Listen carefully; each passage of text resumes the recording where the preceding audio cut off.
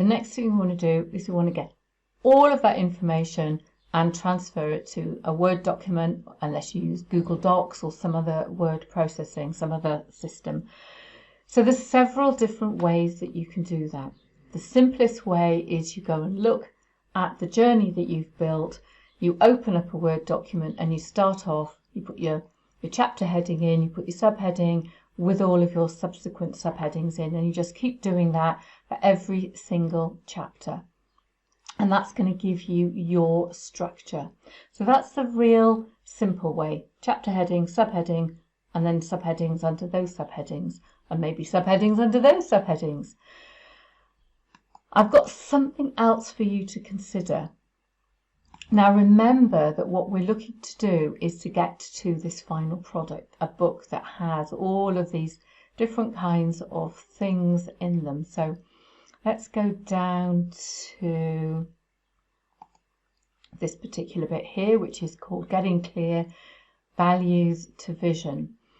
And when I look at these headings, I know that this covers what I call the what, the why, the how, and the what if.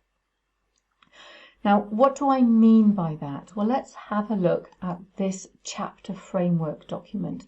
So this chapter framework document has a lot more information in it. So the very first one is just a big brain dump of everything.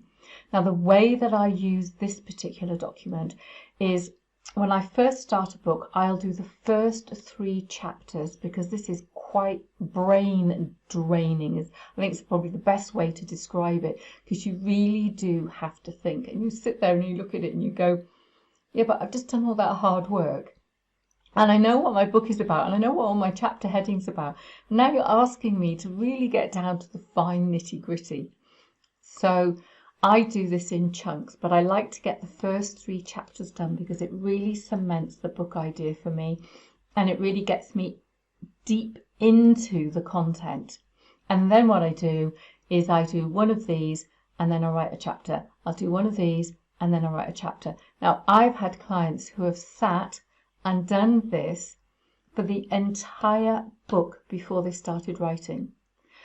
But most people are like me and they do it in chunks. So this is a master document. You're going to want to copy and paste this template so that you can use it time and time and time again. So if you do a file, save as, and save it as something else, then you can always come back and have this master copy. So what is this all about? So I'm in Microsoft Word. Again, you could be using some other kind of word processing system on different products that you've got.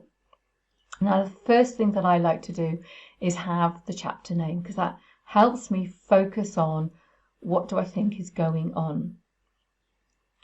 I do things like quotes last, but I always like to put a quote in my chapters because it makes me feel like I'm bringing everything together. The first thing we want to do is to decide what the chapter is about. So this really helps to clarify, and really all you have to do is write, this chapter is about. So again, let me just pluck an idea. Let's say we're writing a book about some kind of addiction. So this chapter might be setting the scene about the brain and something like dopamine. So this chapter is setting the scene about dopamine and talks about what it is, blah, blah, blah, blah. How does the chapter start?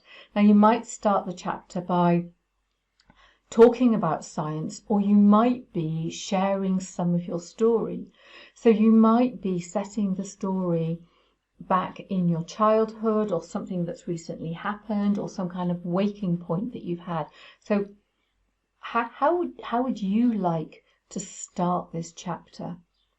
Now, remember, we did those questions. So if you take some of those questions, and I always say only ever answer up to 3 questions per chapter. And again, that's really about focusing your mind. So think about those questions. So you've got your post-it notes that are still sat on the wall, or you might have written stuff up in some kind of a document, but you want to put your 3 questions in there. Now, we're doing this what, why, how, and what if structure. So we've already done the what by saying what this chapter is about. So why is about meaning and purpose. And what I've noticed about me when I'm looking at clients' books, if they've written something and they haven't explained the why, I'm sitting there going, well, why? Well, why? Oh, how, you can't just make a statement and then not tell me why.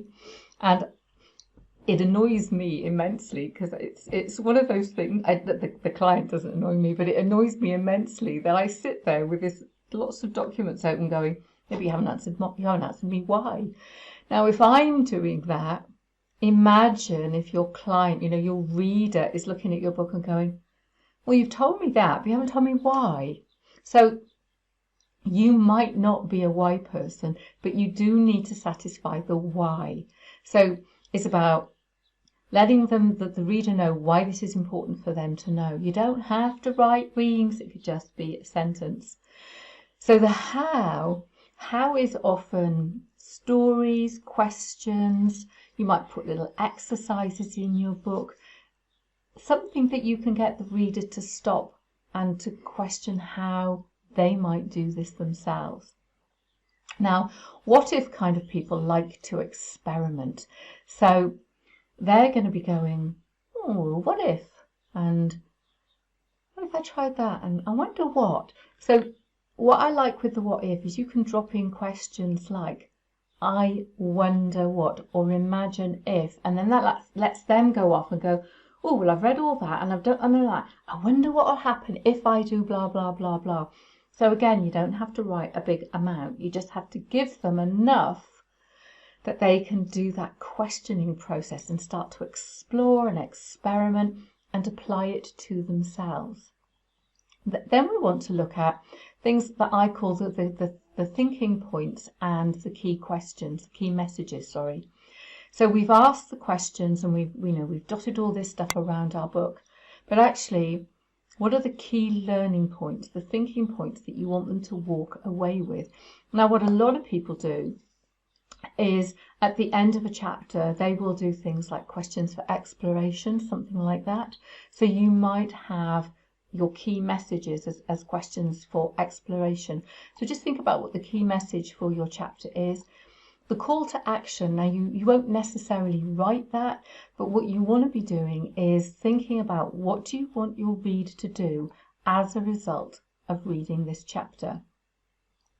Now, I've put blog ideas in there because you might be the kind of writer who's going to blog their book. So you either blog your book to get the content, so you blog it and that gives you the content for the book as you're writing it, or you write the book and then you're going to turn things into blogs. You might have some ideas for this chapter that you just want to park. So put them in here. Now, like I said, what we've got the end result where we get the full outline of the book. You might be that kind of person that is just going to brainstorm and just do a big dump of chapter titles and subheadings of some description and start writing. And you might be the kind of person that wants to do this more structured approach, but as I say, do it in chunks. Do the first 3 chapters so that you can start writing, you can start getting that stuff going, and then before you write each chapter, go to your wall, have a look at, what is it that I need to do. The key point is some of this might be a bit overwhelming for you.